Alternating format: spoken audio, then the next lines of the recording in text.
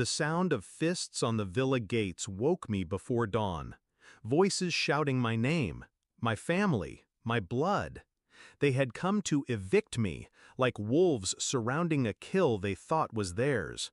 But when the gates opened and they saw who stood beside me, the air drained from their throats. They froze, because I wasn't standing alone. When my grandparents were alive, they were the only ones who truly saw me, not the shadow of my sister, not the failure my parents loved to remind me I was. To them, I was enough. Their villa was where I escaped from the noise of betrayal and conditional love. There, I learned silence was strength, and that wealth was power only if you wielded it without apology. So when the plane crash ripped them from me, I thought grief would be my only inheritance, until the lawyer read their will. My name, only my name, sole heir to their $39 million estate. The room went silent. Then my family erupted. It wasn't grief they showed me, it was greed. Hand it over, split it equally, don't be selfish, you owe us. They circled like vultures, pretending their demands were moral, when in truth they were rabid for the fortune they never earned. I refused, quietly, firmly.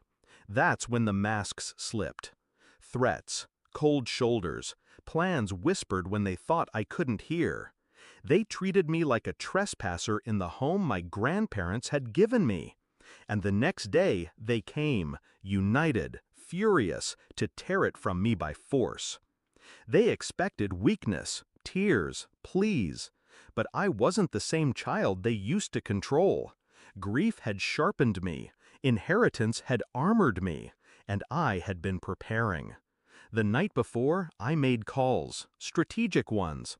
I secured my position, fortified my claim, and ensured that when the confrontation came, I wouldn't just defend myself, I would end their illusion of power, permanently. When they arrived at the villa, they found me waiting at the gates, calm, unmoved. Beside me stood the lawyer who held the original will, notarized and ironclad, every clause spelled out, every signature beyond dispute. He was ready to crush their arguments before they left their mouths. But that wasn't all. On my other side stood a man they didn't expect, my grandfather's closest friend, a retired general who had promised to protect me like blood. And behind him, two private security officers, stone-faced, armed, their presence undeniable. The gates opened slowly, and my family's fury evaporated into shock. My mother stepped forward first, voice shaking with indignation. "This house doesn't belong to you. We're your family. We'll decide what happens here." I let her words hang in the air. Then I handed her a single sheet of paper, the court order confirming my sole ownership, signed by a judge that very morning. Her hands trembled. She tried to speak, but the lawyer cut her off. "Attempting to remove my client from this property will result in criminal trespass charges. You will be prosecuted." My father blustered, red-faced, trying to summon authority he no longer held. "You wouldn't dare!" The general stepped forward, his voice quiet but lethal. "She already has. Leave. Now." And in that moment I saw it, the realization dawning in their eyes. They hadn't come to take from me. They had walked straight into their own defeat. They thought blood made them powerful, but blood without loyalty is nothing.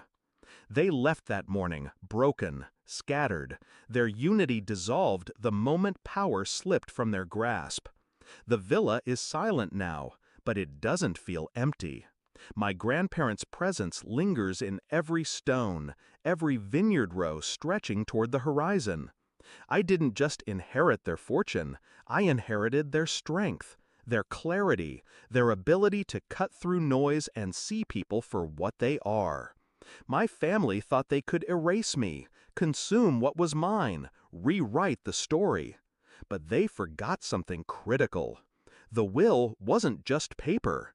It was a weapon, and I knew exactly how to use it.